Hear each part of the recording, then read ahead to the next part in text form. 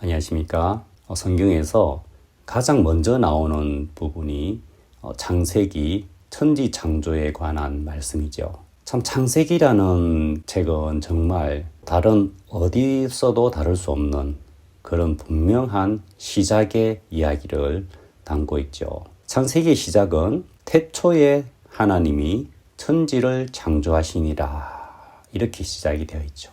너무너무 멋진 말씀인 것 같습니다. 태초에 20세기에 들어와서 이제 물리학자들이 뭘 발견하게 됐냐면 이 우주가 팽창하고 있다는 사실을 발견해낸 겁니다. 이 우주가 팽창하고 있다는 이야기는 시간을 거슬러 올라가면 분명히 시작점이 있었고 그것을 수치적으로 계산을 해보니까 대략 137억 년 전에 한 점이 된다는 계산 결과가 나오는 거죠.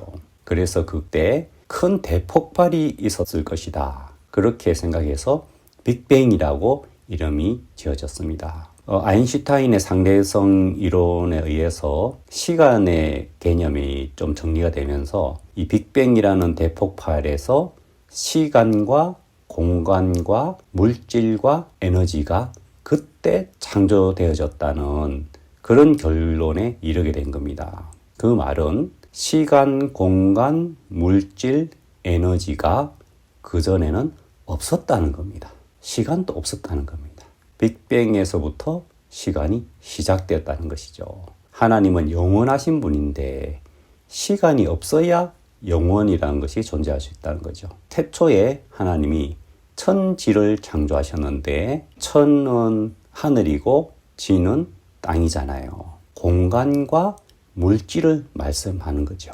2절에 땅이 혼돈하고 공허하며, 땅이 혼돈하다고 하는 이야기는 형체가 제대로 갖춰지지 않았다는 이야기입니다. 모호한 이야기 같지만은 빅뱅 이론으로 더듬어 살펴보면 굉장히 큰 폭발에 의해서 처음에 이 세상이 생겨났을 때 엄청나게 뜨거우면서 그런 형체가 분명하게 형성되지 않는, 물질이 분명하게 형성되지 않는 그런 시기를 거쳤다고 추측이 되거든요. 처음에 천지가 창조될 때는 이 말씀대로 땅이 혼돈한 상태였다는 겁니다. 그리고 공허하며 흑암이 깊음 위에 있었다.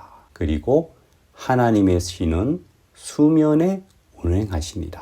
이 하나님의 신이라는 것은 하나님의 영을 말씀하는 거고요. 수면이라고 하는 것은 물의 표면을 이야기합니다. 여기에 물이 등장하는데요. 지금 땅이 제대로 형체가 온전히 생기기 전인데 물이 나옵니다. 그때가 어떤 상황인지 저희들이 정확하게 파악하기 어렵지만 말씀은 그대로 따라가다 보면 진리에 정확하게 이르거든요. 하여간 여기에 수면이 나옵니다. 그리고 하나님의 영은 그 물 속으로 들어가진 않았다는 거죠. 요한복음 1장 1절에 태초에 말씀이 계시니라. 이 말씀이 하나님과 함께 계셨으니 이 말씀은 곧 하나님이시니라. 하나님은 말씀으로 만물을 지으셨습니다. 그래서 빛을 만드실 때도 빛이 있으라고 하셨죠. 그 빛이 하나님 보시기에 좋았더라. 하나님이 빛과 어둠을 나누사라고 되어 있죠. 빛이 있었는데 빛 앞에 어둠은 사라져야 되잖아요. 그런데 어둠이 있는 거예요. 빛이 가려진 경우는 어둡죠. 그런데 하나님은 그 빛과 어둠을 나누시더라고요. 빛과 어둠을 나눈 것이 곧 낮과 밤이 생긴 것입니다. 빛을 낮이라 칭하시고 어둠을 밤이라 칭하시니라. 저녁이 되며 아침이 되니 이는 첫째 날이니라. 이 저녁과 아침으로 첫째 날이라고 하는 것은 우리가 알고 있는 그 24시간의 하루 개념이라고 볼 수는 없죠. 왜냐하면 우리가 알고 있는 낮과 밤은 넷째 날에 나오는 태양과 지구 자전에 의한 밤과 낮이거든요. 지금은 우리가 아는 그 아침과 저녁은 아닙니다. 요한복음에는 그 천지 창조를 이야기하면서 이것이 우리 마음의 이야기를 또 하고 있는 거예요. 천지가 이렇게 창조되듯이 우리 마음도 어떻게 생겨났으며 우리 마음에 하나님이 어떻게 일을 하시는지도 요한복음을 통해서 알 수가 있습니다. 그 안에 생명이 있었으니 이 생명은 사람들의 빛이라. 빛이 어둠에 비치되 어둠이 깨닫지 못하더라. 이것은 창세기 이야기를 하면서 우리의 마음의 이야기를 또 하는 겁니다. 말씀이 빛을 만드셨거든요. 근데 이 빛은 생명이라고 되어 있죠. 이 생명의 빛이 어둠에 비쳤는데 그 어둠이 깨닫지 못했다는 겁니다. 빛이 비쳤으면 어둠은 당연히 사라져야 되는 것이죠. 그런데 이 어둠이 여전히 어둠 가운데에 있다는 거죠. 참 이게 말이 안 되는 것 같은데 실제로 우리 마음에 그런 말이 안 되는 일이 일어나는 겁니다. 하나님은 그 어둠을 빛과 나누셨습니다. 빛을 깨달은 쪽은 낮이고 또 깨닫지 못한 쪽이 밤이 되는 것이죠. 근데 밤도 깨달으면 낮이 되는 겁니다. 우리가 살면서 우리 마음이 깜깜한 어두운 밤이 될 때가 있어요. 그러면서 근심, 걱정, 공허함 그 속에 빠지는데 이미 내 인생에 하나님의 말씀이 빛이 비쳤다는 걸 깨닫게 되는 순간 내 마음은 밝아지면서 낮으로 바뀌어버리는 겁니다. 참 재밌는 것이 어둠에 빛이 비치되 어둠이 깨닫지 못했다는 것은 뒤집어 말하면 깨닫기만 하면 빛이 돼버리는 세계인 거예요. 이것이 복음의 세계고요. 정말 신기하고 놀라운 말씀의 세계죠. 또 요한복음에 자기 땅에 오매 자기 백성이 영접지 아니하였으나 영접하는 자, 곧 그 이름을 믿는 자들에게는 하나님의 자녀가 되는 권세를 주셨으니 믿고 영접한 백성의 마음은 낮이라는 것이죠. 영접지 아니하는 자의 마음은 밤이라는 것입니다. 믿고 영접한 자는 하나님의 자녀가 되는 권세를 얻는 거예요. 그것이 바로 깨닫는 것이죠. 로마서에 보면은 하나님을 알 때에 하나님으로 영화롭게도 아니하며 감사치도 아니하고 오히려 그 생각이 허망하여지며 미련한 마음이 어두워졌나니 생각이 허망하여지며 미련해져서 마음이 어두워진 겁니다. 이것이 어둠이 빛을 깨닫지 못하는 것인 거죠. 미련해서 마음이 어두워졌다. 정말 이런 마음의 하나하나의 모양을 창세기에서부터 그려주고 있는 것이죠.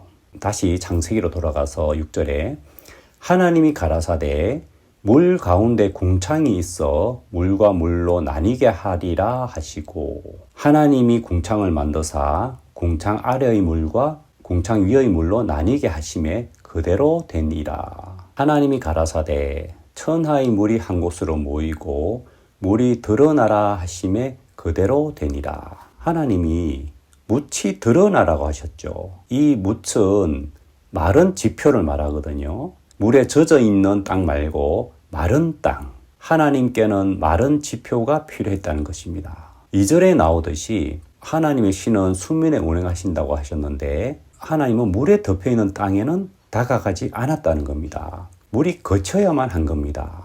하나님이 묻을 땅이라 칭하시고 모인 물을 바다라 칭하시니라. 하나님 보시기에 좋았더라. 그러니까 그 마른 지표를 땅이라고 이름을 붙이신 거죠. 욥기에 보면은 이 창세기 말씀을 또 다른 식으로 묘사를 했는데요. 우리 마음의 세계를 정확하게 표현해주고 있는 겁니다. 바닷물이 태에서 나온 같이 넘쳐 흐를 때에 문으로 그것을 막는 자가 누구냐? 그때 내가 구름으로 그 의복을 만들고 흑암으로 그 강보를 만들고 계한을 정하여 문과 빗장을 베풀고 이러기를 네가 여기까지 오고 넘어가지 못하리니 내 교만한 물결이 여기 그칠지니라 하였노라. 그 땅을 덮고 있는 바닷물을 막기 위해서 구름으로 바닷물에 의복을 만들고 흑암으로 바닷물을 싸서 물이 드러나게 하셨다는 겁니다. 이 바닷물은 우리 마음을 덮고 있는 교만을 말하는 겁니다. 하나님은 우리 교만을 걷어내고 마른 묻이 드러나게 하시고 거기에 각종 생물을 내게 하시는 거죠. 자, 그러면 처음에 나오는 하나님의 신은 수면에 운행하시니라. 그 물이라고 하는 것이 굉장히 모호하긴 하지만 하나 분명한 것은 하나님은 물속에 들어가지 않으시고 뭔가를 생각을 하신 것 같아요. 이 물속에 갇혀있는 땅, 다시 말해서 교만에 덮여있는 인간의 마음, 그 교만을 어떻게 걷어내고 그 근본이 드러난 땅에 생명이 나게 하실 것인가? 우리 인간의 마음에는 교만이라는 게 덮여 있어요. 실제로는 굉장히 연약하고 부족한 인간인데 자기 스스로 굉장히 잘난 줄 알고 마음을 높이고 자진주장대로 자기 생각대로 흘러가면서 하나님의 말씀을 받아들이지 않고 업신여기는 게 인간이죠.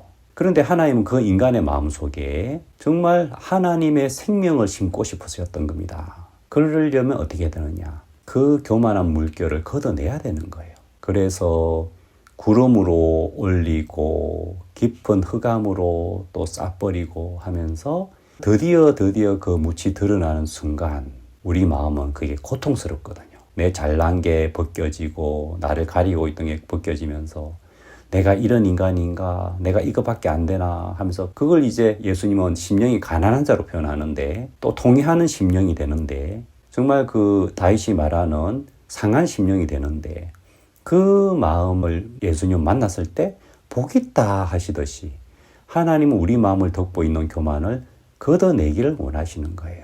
그것이 우리에겐 때로 아픔으로 다가오는데 그게 우리의 복이라는 겁니다. 하나님은 그런 싸움을 싸우고 계신 거예요. 다시 창세기로 돌아가서 땅이 풀과 각기 종류대로 씨 맺는 채소와 각기 종류대로 씨 가진 열매 맺는 나무를 내니 하나님 보시기에 좋았더라.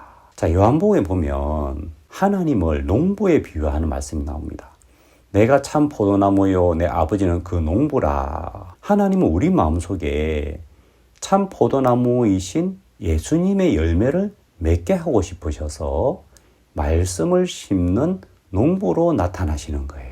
어떻게 보면 처음에 그 수면에 운행하시던 그 하나님의 신, 인간의 교만 위에서 뭔가를 깊이 생각하시는 그 하나님이 꼭 농부의 심정과 같다는 마음이 드는 겁니다.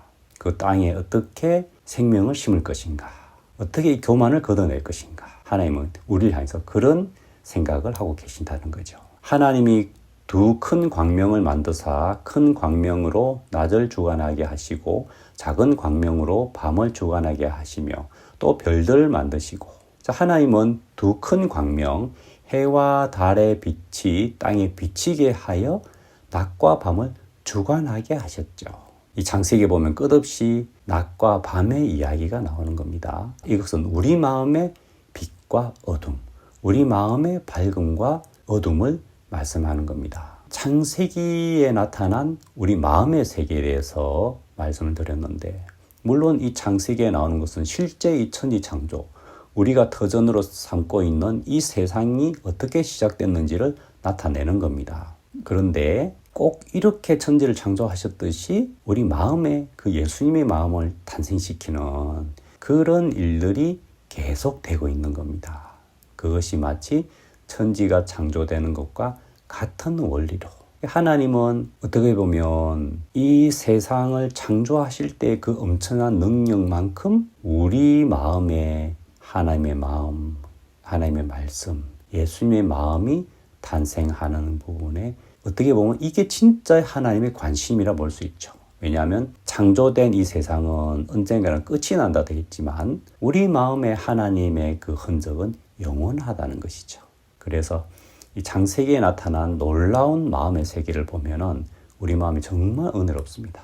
정말 이것처럼 우리 마음에 어둠이 있다면 이 어둠을 몰아내는 하나님의 그 마음, 하나님의 말씀, 빛이 어둠에 비치되 어둠이 깨닫지 못하더라 하는 이런 어둠과 싸우는 빛의 말씀, 하지만 깨닫기만 하면 끝이 나는 이 놀라운 세계, 이런 말씀들을 보면서 하나님의 마음을 느끼면서 정말 크신 하나님의 은혜가 여러분 가운데 임하길 바랍니다. 감사합니다.